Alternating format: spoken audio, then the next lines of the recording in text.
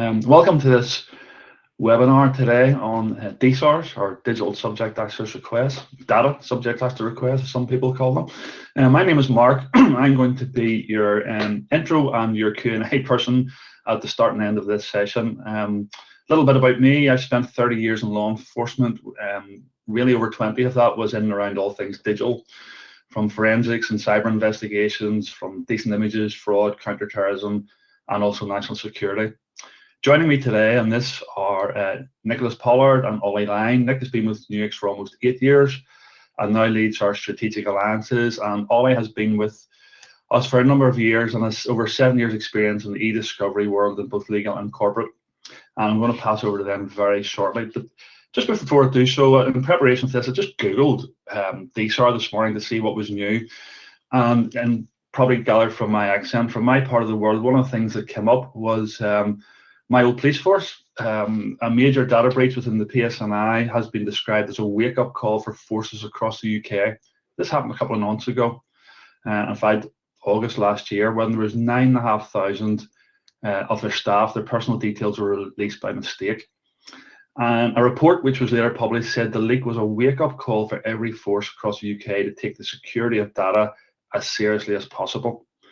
And that just really puts the context about how serious we need to be thinking about our security of information and security of data. So I'm going to stop talking. We're tight for time. Nicholas, over to you. Thank you.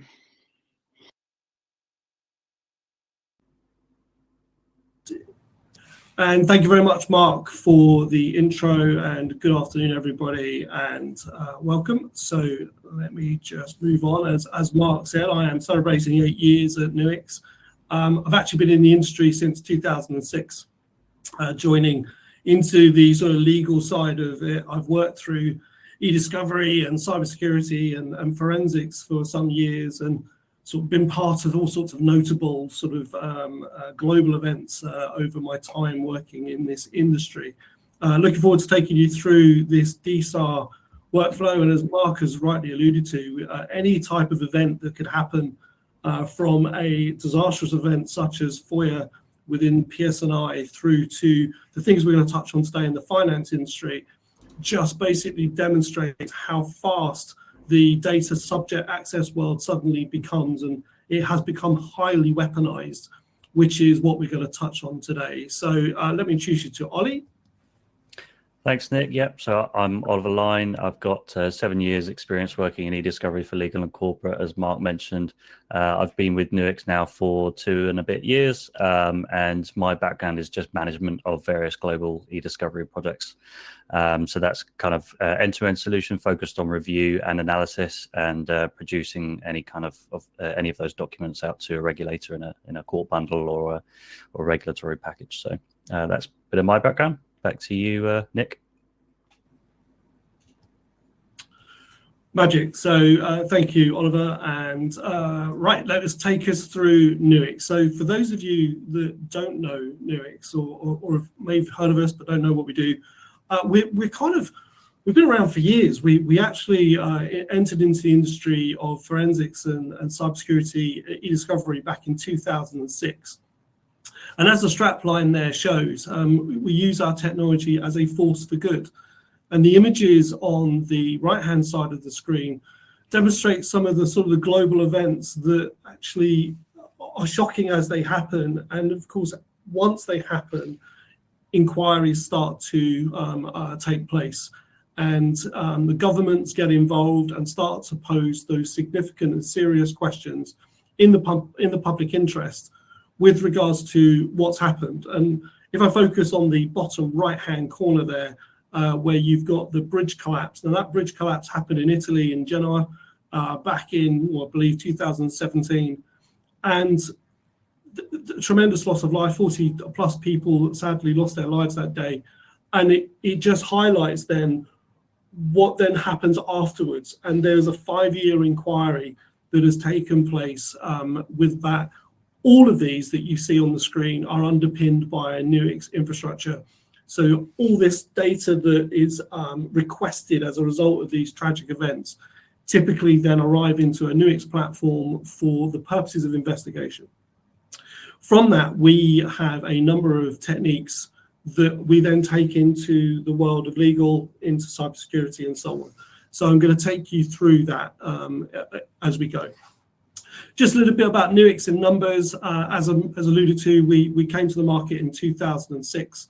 We are headquartered out of Sydney, Australia, and we have thousands of customers. We're very proud of our customer base, which range from government to the regulators to law enforcement, corporates, and so on. And we have offices all over the globe supporting those sort of various different regions that we look after. So what does Nuix do? Well, our paralleled engine, so this engine that can process vast volumes of data, is applied to all sorts of use cases. And we're going to touch on sort of three that are somewhat touched on here. So for example, you've got achieve compliance. Well, that's a GDPR thing, perhaps. Or I need to sort of win a complex legal case. Well, I've got a legal request here for data. And I am, of course, protecting personal data. But Nuix is used for so much more than that. We're going to focus in on the very specific workflow of DSAR. But as you can see, we are used for a number of different sort of enterprise and commercial challenges that unstructured data and data in general presents us.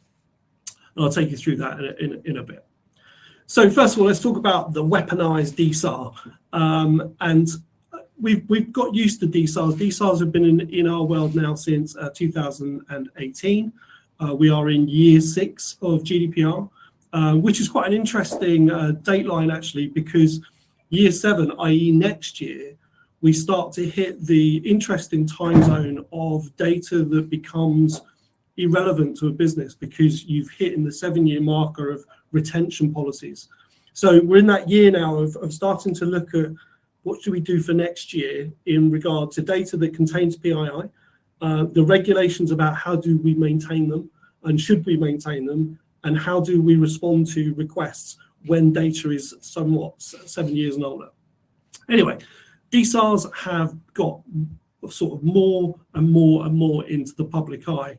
And what has happened now is that they've essentially become weaponized. They are used for all sorts of purposes by the general public for multiple different things. It could be for a disgruntled employee using it against their employer.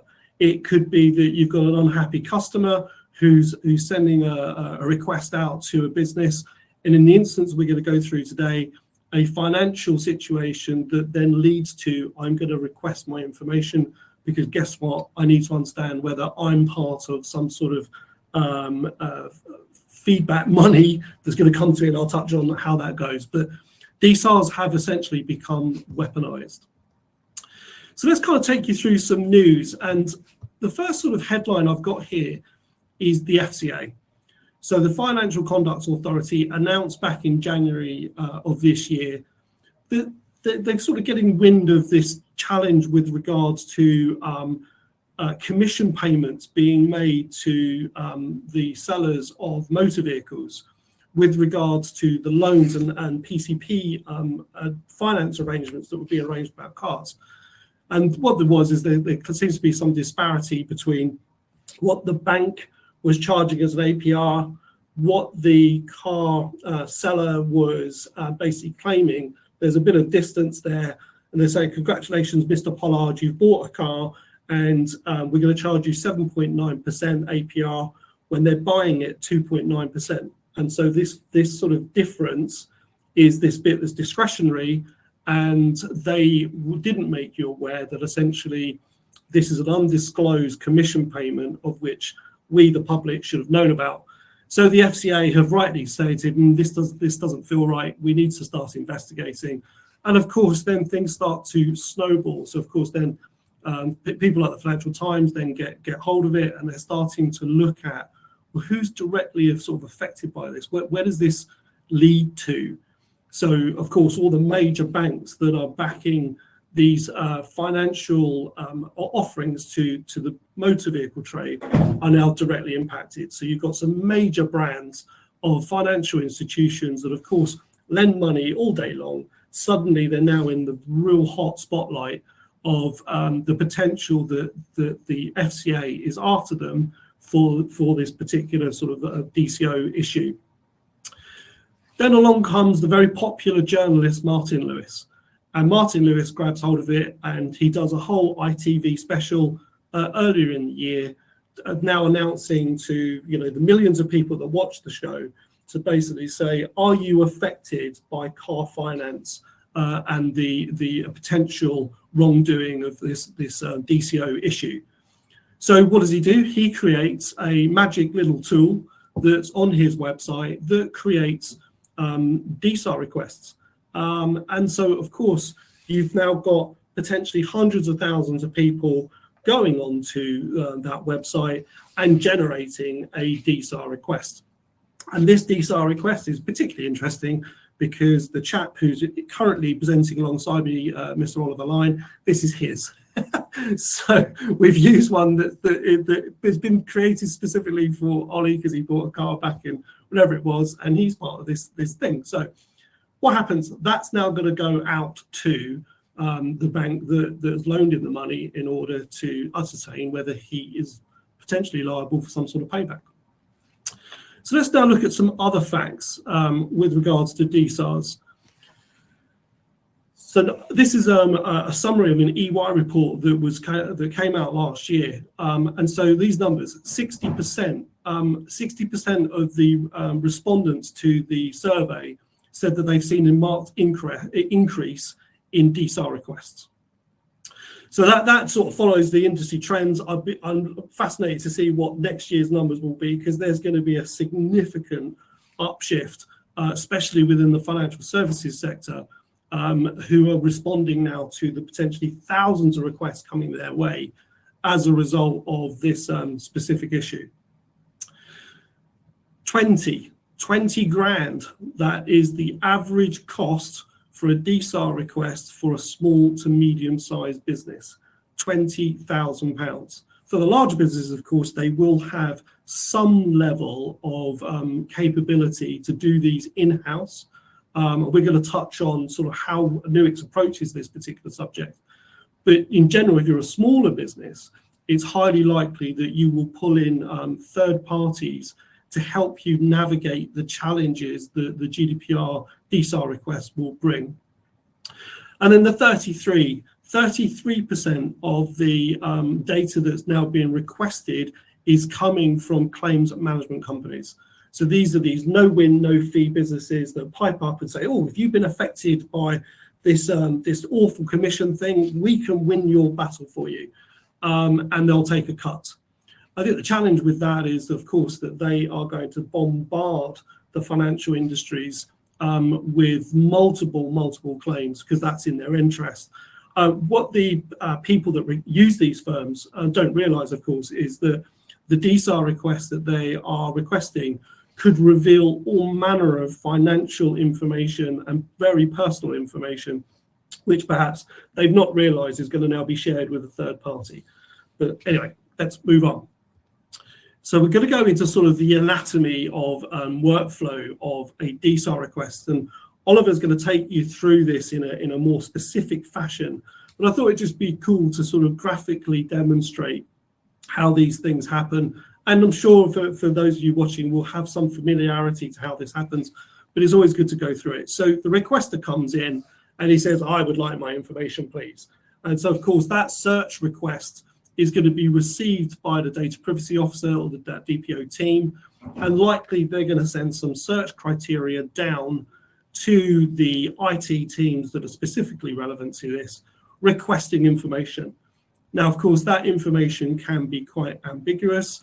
It can have difficult date ranges because the requester doesn't realize that perhaps they need to be quite specific. And there are all sorts of rules that the ICO states about being very specific about what date ranges you want. But nonetheless, the IT people are now confronted with the challenge of finding data that is now responsive to that search request. I deal with a client at the moment who has over 300 separate systems. So you can imagine that the question that's now going to be asked is, where on earth is this data? Do we think it's in one location? Is it spread across multiple locations? How far and wide and deep does the requester's data go? Are we to respond to all? And so there's all these sorts of questions about where the sources of information are before they then, of course, have to then pass on to some sort of review. Now, that's likely to either go to the DPO team, it might go to general counsel, it might even go to third-party advisories or law firms in particular, because you don't have the in-house capability to review this information. One of the most challenging aspects of the review part of this, and something that Oliver will take you through, is then the redaction techniques that take place. Quite often data could be overwhelmed with other personal information that is not the requesters. So the challenge then comes is, how on earth do I redact all their data out of all this unstructured information I've now got in a efficient manner that can be then served back to the requester within the 30-day limit. So these are the common sort of challenges that come. So one of the interesting points and point task 2 there, understand data risk. What was quite interesting about the recent Coutts event with Nigel Farage was quite clearly they didn't understand the data risk. They collected all the data freely and easily, but under review, they really should have caught that this potentially could be a significantly damaging amount of data we're about to provide to Mr. Farage. They are obliged to give it to them, but at least be somewhat aware that what that data is going to reveal. And of course, they didn't, or if they did a really bad job of knowing it. So what does the data say? How incriminating is it? What reputational damage will occur if I give this data over? I have to, because by law I have to.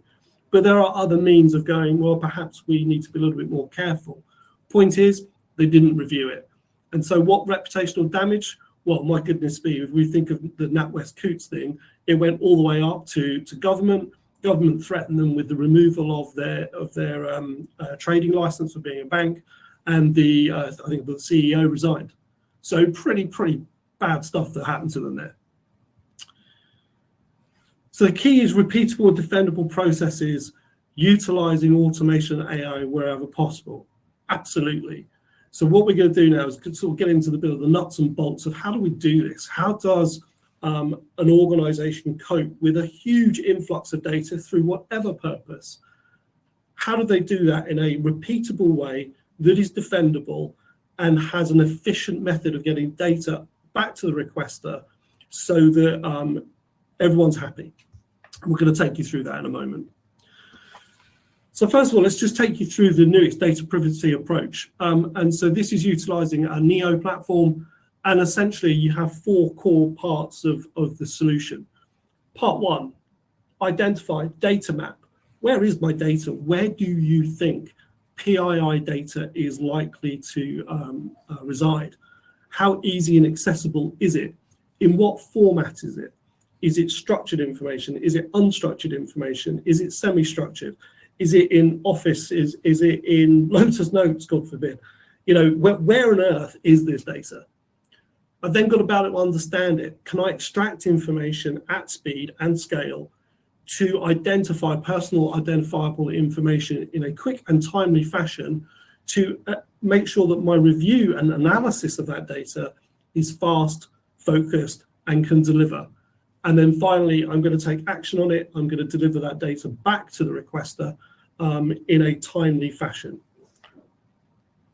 So if I take that into sort of a different context, so unstructured, semi-structured, and structured data, where are my repositories? And it could be that those repositories could be in Office 365, they could be in a Google Drive, they could be on your endpoints, they could be in various different silos and servers and infrastructure, and quite often can be overlooked. So for example, data that sits in your expenses system, you may not realize, of course, that is perfectly liable for PII research. That expenses system might not even be using software you're aware of, it's using a third-party software. That data should be revealed. As much as endpoint data that is stored locally on a laptop or whatever, you need to know where that is, what type of format's it in. is it in a format that I can freely read, understand, and extract information from. So once I've got my list of data, I'm then going to feed it into the solution to go through those 4 core pillars.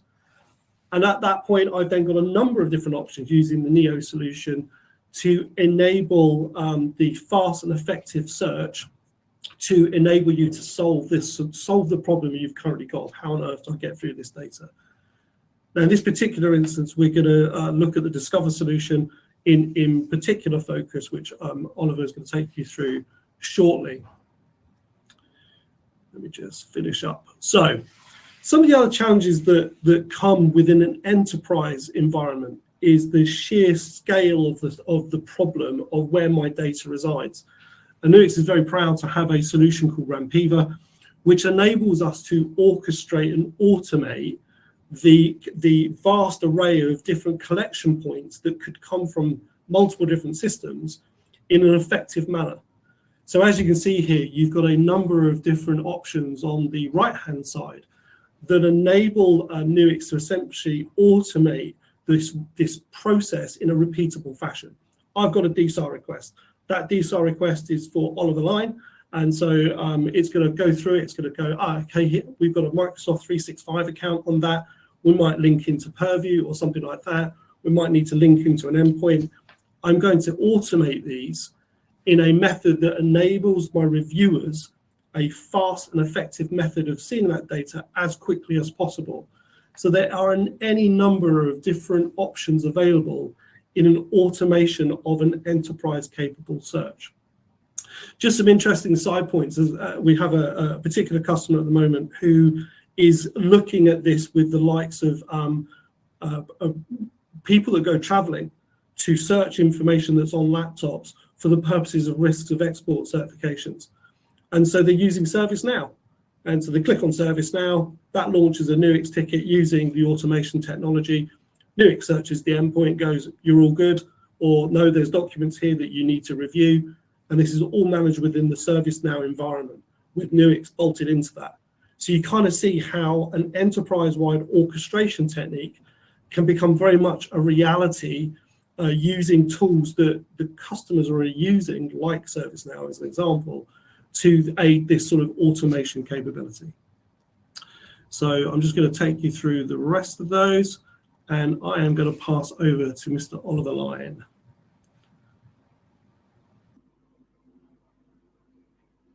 Thank you, Nick. And I will remember you when I'm rolling in those millions from that finance agreement. So yeah, thanks everyone for joining. I just wanted to kind of take you through the end-to-end DSAR workflow as kind of recommended by Nuix. We do have internal guides on this, so this is something that we follow quite closely. And as Nick's alluded to, we've seen quite an increase in these kinds of requests coming in, and a lot of appetite for people to find a solution for them to be able to resolve this issue themselves. It's obviously increasing exponentially in terms of the amount of data that everybody leaves behind everywhere they go. Weaponizing DSARs, as Nick mentioned, we're talking about, disgruntled employees, for example. They can, it can be quite frequent that you end up having to sift through quite a lot of data and find out where that data exists, pull it from all of those different sources, and then kind of make sense of it and apply that review process. And I think one of the more kind of popular approaches when you're working on smaller DSARs is to kind of find that data manually through kind of Outlook searching, maybe using Adobe to kind of perform those redactions and then providing that data. There's so many efficiencies that you can build into that workflow to ensure that you're kind of automating that process where you can, applying AI capabilities where you can, and ensuring that you're meeting that looming 30-day deadline. And also, in a nutshell, reducing that cost of each DSAR that ends up creeping up at the end as well. Cool. So I'll just move through the slides and then we'll go through a kind of basic workflow from the point of receiving a DSAR request. So you receive your DSAR request, and then we move on to a stage of kind of templatizing and uploading that data. So we can create a Nuix Neo DSAR workflow template. Templates are useful because you're going to be receiving a lot of different DSARs for different requesters. So you may want to keep that data separate and have your different templates set up for different purposes. You can also kind of clone those templates across and just keep reusing the work product that you've already created from those templates. So from there, you can identify and collect data sources. So with Nuix, there's a numerous number of ways that you can go out and pull data via connectors.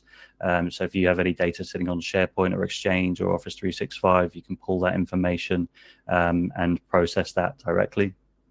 And then here is where you would create your project from your template. And then you would apply any intelligent filtering or uploads here. So this is where kind of AI will play some of the role. Date ranges will play a role. Keywords will play a role. You're talking about maybe I don't want to upload everything. Maybe I just want to find specific documents within a certain date range for me to then upload and get onto the system for me to look at. As Nick alluded to, we've got our leading engine processing. So with that comes the entity extraction. So we can extract out any kind of entities associated with account numbers, phone numbers, email addresses, geolocation information, anything that we can enrich that data with to make it easy for us to find the relevant information. We would do that at the upload stage there. So once you've got the data in, you're on to kind of searching and finding that information and highlighting those keywords within your file. So you maybe perform an early case assessment at this stage, see how many files you've got, provide any reporting that you needed to anybody else that's on the project. One of those reports being the search term report. So if you were to run a list of keywords over that data, then you can pull a search term report out. 9 times out of 10 with a DSAR request, this is just going to be the requester's name, but it could include things like phone number or account number or things along those lines as well. And with those phone numbers and account numbers, you can actually make it a lot easier for yourself by extracting personally identifiable information from the files and creating entities of them to be able to highlight those entities within the file. So you can also use that to highlight regular expressions within a file. So you can then, your eyes go straight to where a national insurance number is for somebody that you're not providing that data for. And then you know that you need to redact that information. So we found our data set and we've searched our requester. Here is where you would then go on to the kind of review process.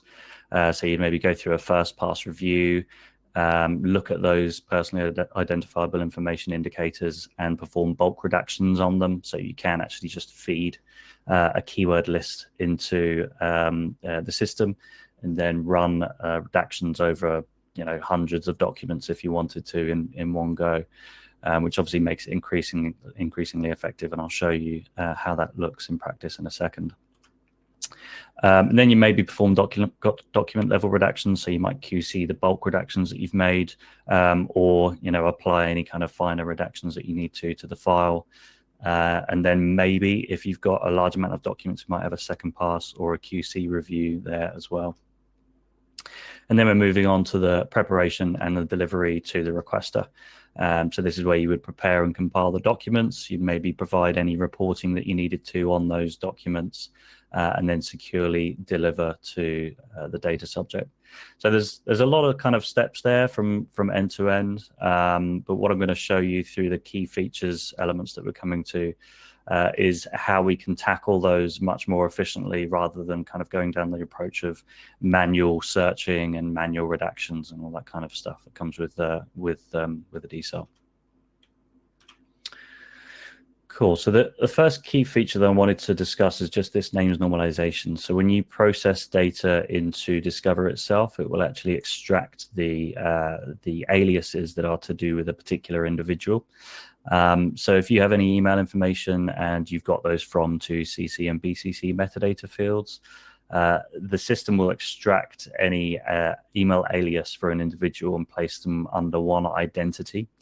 So we can see in the screenshot here, and we're going to be focusing on this individual quite a lot in these screens. Sally Beck has quite a lot of data in this Enron data set. And we can see quite a large number of email aliases down the bottom, one of them being at alumni.utexas, for example, maybe we hadn't considered that email address for that particular individual. Maybe we would have only considered the enron.com domain. So it gives you the opportunity to be over-inclusive right off the bat and just make sure that you're scooping up everything you need to. And you can even see at a glance there, straight away when you've processed that data in, just how many emails are falling under those email aliases as well. So from that identity, you can then just run a simple search to find the identity as Sally Beck. So obviously that's just going to search all of the email aliases to do with that particular individual. So we can do that all in one hit rather than having to type in each of those email addresses separately. But we also want to look for the content for this particular individual. So you can search for document content contains Sally Beck. So this may bring back things like, employee listings, or instances where people are talking about Sally Beck, but maybe she's not a part of the communication. And we've put a within 3 operator between those two words, Sally and Beck, just to ensure that we're being over inclusive in our search to say, I want to find Sally within 3 words of Beck. And that can also work back to front as well. So if you've got Beck, Sally in a document anywhere, that will also come up in your search there as well. Cool. Move on. So to reduce this population even further, we can apply email threading to it. So we've run our search, we found our documents, and in this particular example, we've got 9,416 documents that we're looking at here. But what we can do is only review the documents that are actually relevant and not duplicative in content. And what I mean by that is if we have an email thread going back and forth, 15 emails in that thread. If you read that most recent 15th email, you would have read all of the content in the 14 preceding emails. What's the point in you then having those other 14 in your review population? So once you've run that analysis, you can then just select all of the documents that are considered pivots in this thread data column in your list. And then that will ensure that that you're only reading the most inclusive email in the thread. Some exceptions to that will be whether people have added or removed attachments or added or removed participants. That will be included in your result set just to make sure that you're understanding the context of why somebody was removed from a thread, for example. Cool. So the next topic is review workflows. So this is actually particularly useful if you've got a team of reviewers. So you may have a particularly large DSAR review to go through. And if you've got, even 2 reviewers, this can be beneficial. What this does is it will break up the review set that you have into separate batches that reviewers can come in and manually check out themselves. So I've got one batch there assigned to myself. That is one that I went into the system and I said, yep, I want to get 502 documents. And I clicked on that get button. And that gave me 502 documents, which means any other reviewer that comes into the system, they won't end up reviewing that 502 documents. So it prevents your reviewers from ending up reviewing the same content, which obviously just wouldn't be required over the course of review. And with that comes the benefit of tracking a review as well. So you can actually use a review dashboard to be able to understand and estimate when your review is actually going to be completed, just to make sure that you're in line with the 30-day turnaround time for these DSARs. So moving on to the actual kind of looking at documents and how do I find that content and who's involved in the file, and maybe moving on to redactions and how do I apply that. So we do have hit highlighting options within Discover. So immediately I've ran my requester here and we can see that in yellow it's highlighted where that requester exists in my file. So if you're working with a particularly large file textually, you can go straight to where that particular individual resides in the file. And then kind of determine the context around it and ensure that it is the correct data subject. And then if we move forward, we've got our conditional coding pane as well. So that particular file, if we've looked at it and we've said, yep, our request is in there, we've got to make a decision on this. Do we release it or do we withhold it? So over on the right-hand side, we've got a kind of basic DSAR coding pane that we've set up. And this actually feeds into the templatizing of the cases. So if you were to create this as a template with these coding decisions, you could clone this and have all the coding decisions come over to your new case that you're creating for a new requester. So you don't have to come in and keep creating this work product.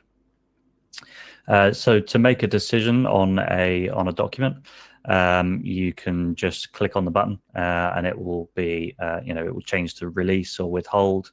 But the reason it's conditional is that you can apply certain conditions to fields that you've selected. So for example, in this instance, if a reviewer tags a document withhold, they have to give a reason why. So they have to say it's an incorrect data subject or it's privileged, for example. And these are all customizable to your very specific needs as well.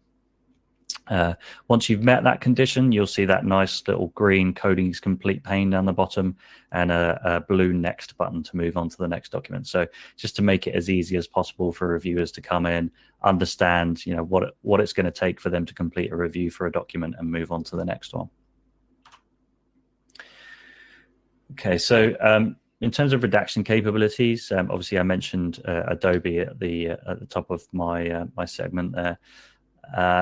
You've got the ability here to just kind of manually draw in redactions if you want to.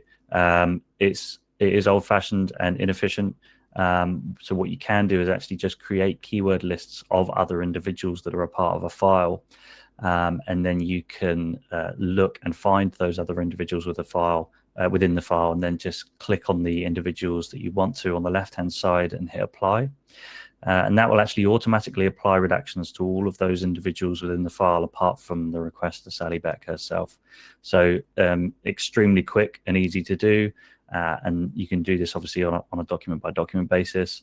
Another thing you could use here is regular expressions. So if you were to look for phone numbers, you can create a keyword list to find phone numbers, national insurance numbers, account numbers. So you'll see actually in this file itself, there is a phone number there that we would maybe want to redact as well. And it looks from the context around it to be shown as a phone number. So you could set up a regular expression there to identify all those phone numbers and bulk redact those as well. Coming further down the line, we'll be implementing our natural language processing into Discover. It's something that our development team are working on to try and build out some form of kind of a bulk redaction based off of the natural language processing as well. So there's some more exciting stuff coming along the road that we're looking towards.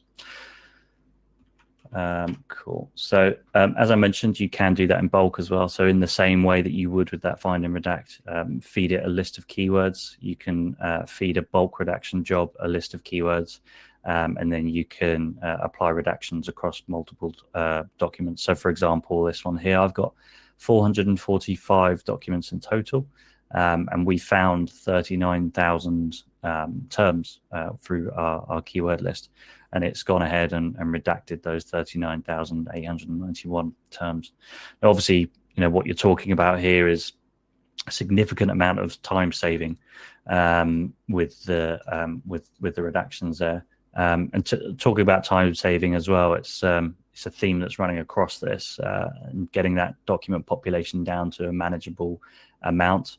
It's probably worth mentioning that more recently I've kind of worked on some demo data that we did for a DSAR, and we had about 69,000 documents. If you boil that 69,000 documents down and apply deduplication, keyword searches, we ended up getting that down to 5,000 with email threading and everything. So 69,000 to 5,000 is a 93% decrease. So if we consider the amount that we could have ended up having to kind of review because we didn't really know where to start or what we were doing, so 64,000, it would take you about 44 days or 1,066 hours of continual review. I just wanted to mention those figures because it's interesting to see how this technology really can actually just get you down to the stuff that you need to see and you need to put in front of reviewers and save you all that time, especially if it's 44 days exceeding the 30 days that you have to respond to this. So I just want to kind of really hit home that this technology will help you do that. Cool. And then I think lastly, some more newer additions to the tool. We do have Excel redaction capability. So if you have a large Excel file, you can then extract that Excel as a native out of the system and provide that natively. And then the content within the cells themselves will be redacted. This is particularly useful because Excels are notoriously difficult to handle when you're redacting information, because in order to redact, you have to create an image version of that file. If you create an image version of a large Excel file, what will end up happening is you will end up with a lot of pages that you need to go through and redact, and it is extremely difficult to do. So we've introduced this Excel redaction feature, and we've had great feedback from it so far. Lots of people using it in anger. So that's also one to look out for and assist you with your DSARs there as well. And lastly, if the need arose, we do have the capability to redact audio information as well. So we can create a transcript of an audio file. So if you have a lot of kind of trader phone calls or something along those lines, you can put those into the system, analyze them, create a transcript, and then you can, similarly to the find and redact feature, go through that transcript and identify those individuals within your transcript and then apply the redaction. And what that does to the audio file is when you get that out of the system, it will actually replace that section of the audio file with white noise. So you can actually, for the purposes of your DSAR, provide any audio files whilst also redacting things like phone numbers or other individuals' names within that audio file as well. Cool. So we'll just move further through. So just want to kind of summarize, and as we've spoken about this being a kind of increasing issue, and the theme of the webinar here to be kind of are you really ready? We just wanted to show you just kind of what you maybe would need to understand to have in place for you to be able to get through these DSARs in a timely manner to hit that 30-day turnaround timeline. And to assist you, we've obviously got the clear review, which we've demonstrated through those screenshots. AI and automation capabilities, something we're very, very focused on driving towards. And the challenge of the unstructured data, the engine processing that we have here is market leading. And so you can really get to that information that you need to quickly and accurately. And that is all from me. Nick, I don't know if you wanted to add anything further. Yeah, thanks, Ollie, and thank you for going through that. Really, really appreciate it. I just wanted to touch on something you just mentioned there about your 60,000 documents. And there's a great rule of thumb that's been applied in the e-discovery industry for some time, which is the amount of data that your average user creates in a year. And we've not done this yet, Ollie, so I'm going to ask you a question. What do you think the average document count is for a normal user per year? How many emails and documents and stuff do they create? I wouldn't know, Nick, actually, to be honest, but I think it's an exceptional amount. All right, that's good. So the average is around 14,000 to 20,000 documents per year per person. Yeah. So your 60,000 is like, well, if it's a 3-year claim, Ollie, you've worked at Nuix for 2.5 years. You said 2.5 years. So you could do the rule of thumb and say, well, probably Ollie's created somewhere near 50,000 documents that contain your name, let alone other people that have spoken about you in your hiring process, in your review process, and all these other things. So it suddenly accumulates. So your story of 60,000 actually becomes very realistic when you apply the very simple rule of thumb, which is 14 to 20,000 documents per year per person for an average user. And for me, I kind of want to just highlight the sort of 3 key areas of review. So Ollie's taking you through the reviews specific capability, which is absolutely marvelous. The other two things to consider is where are your sources of information? Where is the data repositories that the PII is likely to reside? And don't forget, you may have other third-party apps that you are excluding, which should be included. And then the other piece is that processing bit. How do I process data efficiently? If I have AI capability and NLP capability, is there other uses and benefits for it? If I'm looking for PII, could I look for other regulatory data or legal data, or use it for other purposes? So finding that truth in whatever manner that happens. So Ollie, thank you ever so much for your insights. Really, really appreciated. I was just going to ask Mark to come back online. Have we received any questions? I'm on full screen here, so I've not seen what questions we have, sir. Okay, well, I'm just going to throw it open to all our attendees. If they have any questions, could they pop them in the relevant box? And I shall give it a few seconds. Someone is typing. Whilst I'm waiting for them to finish typing their question, gents, thank you very much. Very informative, as always. Okay, we have the first question in. Can Nuix cater for endpoint collection, i.e. data sitting on laptops, workstations, or other places? Nick? Yes, is the answer. We have a agent called the Enterprise Collection Center agent. That agent can sit pretty much on any OS, within reason, Linux, Mac, Windows, of course, pretty much all flavors. That allows Nuix to run a review and an index and search capability on the endpoint, pulling back relevant information back to the command control in order for it then to run through the review process that Ollie's taken. One thing to consider with endpoints is that there's actually two types of behavior you want to look at an endpoint. First behavior is data at rest. So this is the data that we've created and it's just sitting on the hard drive. Then that might be of interest and you might put it for a DSAR. The other one, of course, is data in motion. What is the actual user's behavior on the endpoint at any given point? That uses another Nuix agent, and that will be covered in another webinar. But yes, to answer that question, Mark, thank you very much. Yes, we can. Okay, thank you. There's a couple more coming in. I'll throw this one to Ollie, I think. Can the DPO see a different view to the reviewers? Yes, so Discover is pretty flexible in terms of what you can actually allow people to see. So if you wanted your reviewers to only be able to go through and kind of look at those documents and make decisions and apply redactions, but you didn't want them to be able to delete those documents or download those documents, then you could set up permissions in such a way that would prevent them from doing that. And then obviously if you have a DPO kind of monitoring that review process, you could have them looking at a review dashboard, managing data going in and out of those cases, and manage those permissions that way as well. So yeah, completely kind of complete separation of group permissions is possible. Excellent. Okay, I have a couple more actually coming in.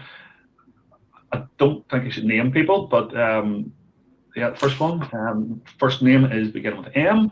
You mentioned using regex for PII identification. Any recommended indexing best practice for said use case? I'll read that out again. You mentioned using regex for PII identification. Any recommended indexing best practice for said use case? I don't have any particularly. We use DT index for our index building on Discover. In terms of index best practices, there's some documentation associated with Discover to ensure that you're kind of running those regexes efficiently.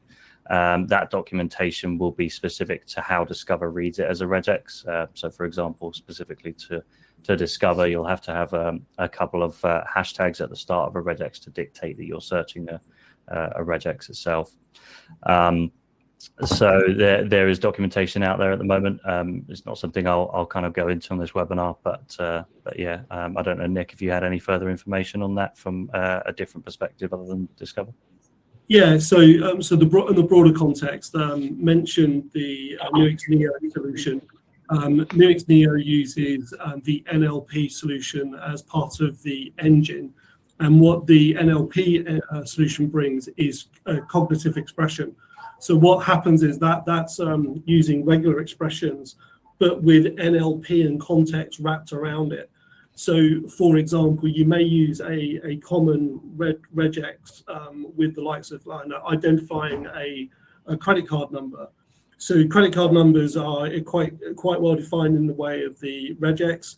You would then validate it using a Lun algorithm, but perhaps you want to be really specific. So you would then ask the NLP engine, is there words that describe the credit card string as being expected? So, for example, I could be sending an email to Mark and it says, hey, Mark, here's my credit card, and then the string. So the engine recognizes the string using regex, but now it's recognizing that there's actually NLP words that basically say, here's a credit card. So it validates it. It's what they call cognitive expressioning. So there are multiple methods in which we would use the regex sort of methodology, but to really get rid of all those false positives, you want it to just be positive, so we use NLP to enhance it. Perfect. I'm going to cut you short there, Nick, because there's a couple more questions bouncing in. And first name beginning with C. How is the handling of Teams messages? We are seeing the majority of Teams messages as relevant to organizational investigations. How do we render in the back end compared to the review platform? So I think I'll summarize that. How well do we cope with Teams? Oliver, is that something you want to comment on? Yeah, sure. So there are there's a few ways you can process Teams data, and obviously you want that to be in a reviewable format. Chat data are notoriously difficult to handle in terms of processing and displaying that in a document viewer. We do have the capability of running that through our engine and then displaying that in a neat kind of chat bubble format that's actually interactive. So you'll be able to see a nice little header of the conversation and click on individuals that are a part of that conversation to then highlight where those messages are in the conversation. Further to that, you can see join and leave events as well. So you can see when people joined and when people left, along with any kind of emojis that are associated with that conversation in the messages as well. Okay, perfect. Thank you. First name submitted by Jay. With the AI built into Nuix, can the redaction happen without human intervention, also based on NLP as well? I'll take a stab at that. I think probably yes in the future. Right now, the AI functionality that we've got is aimed at the engine, and I think there would always be caution that do you want it to be fully automated? I think there's always going to be the dip test to go, are we redacting the right things? So I've not seen those workflows yet where AI specifically is going, I've identified all this PII, I'm immediately going to redact it. I've not seen that go through, and I'm sure using the Rampiva automation technology, we probably could do that. I would question as to, we need to check that you need to dip test it to make sure it is correctly identifying the right stuff. Ollie, if you've got a slightly different response to that. Yeah, no, absolutely. It is. It's a challenging one. I think it's slightly easier for PII that is kind of numbers based and more kind of specific alphanumeric. If you're working with names, so as we saw with some of the examples before, to be able to have a system that would intelligently know whether the word hope is somebody's name or just somebody saying that they are hoping for something. They're two very different things, and it creates a bit of a challenge there. Grant being another name, you could be talking about a grant as in, a document grant, or you can be talking about an individual grant. So there are specific challenges there that you do face, but then further down the line with NLP, taking the context either side of that particular word, you would maybe then be able to drill down further as to actually whether it is talking about a person called Grant or a grant itself. So it's definitely something that's being looked into. And then obviously once you've got that data in with the redactions in place, it would just be a kind of QC process from that point forward for you to be able to make sure that everything is redacted that you want to be. So. Okay, thanks, James. Yeah, I think the risk with a capital R would jump out at me at this one, but as with all things in digital and the way technology is going, never say never. I personally don't think we're just there yet, but close to it. I want to say we're there. I don't think anybody's really there yet. I'm going to make this one the last question, I think. I'm conscious that it's almost lunchtime. Short question. Why do we need Nuix if we already have Microsoft Purview? Do you enhance it in any way? Brutal last question. So yes, we fully enhance Purview. We have multiple methods of connecting to Office 365. In the first place, we would connect to the Office 365 environment using the Nuix engine, but we also have techniques using Rampiva to connect to smartly the Purview solution. Where we differ from Purview is Nuix can take documents all the way into legal and essentially into court by the entire workflow that prepares documentations to be exported, ready for whatever last party is. Purview doesn't do that. Purview will always require you to export that data out to a third party for some sort of review. That's where we kick in. So obviously, if we have a method of connecting to Purview, we will take the data directly out of what is the compliance center from Microsoft, bring it into Nuix. We do all our magic, we run all our NLP, Ollie's various different processes that he's shown, ready for that onward export of data back to the requester. So yes, a full enhancement to Purview. We're not the replacement to it. Okay, perfect. Ollie, I'll give you 20 seconds if you want to comment on that in any way, and if not, I think we will wrap up. No, I think I'm good. Yeah, if we've only got the 20 seconds left, then I think Nick's covered it there. So I'll leave it at that, Mark. But yeah, thank you. Okay. You've noticed on the bottom of the screen there, I'll just read it out in case you're not actually looking at the screen. Can you please take a time to complete the survey for us? As with all these webinars, we need to understand are these worth doing or not meant to doing. So there's a couple of questions. We are running out of time. Yes, I did. Done all those. I'm going to say thank you, gentlemen, Ollie, Nick, and to the people behind the scenes who organised this, and of course to the people who have dialed in to listen to us rabble on for the last hour. Thank you very much.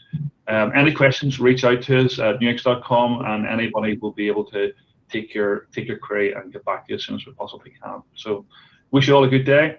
Thanks all. Bye-bye. Thank you. Thanks, everyone.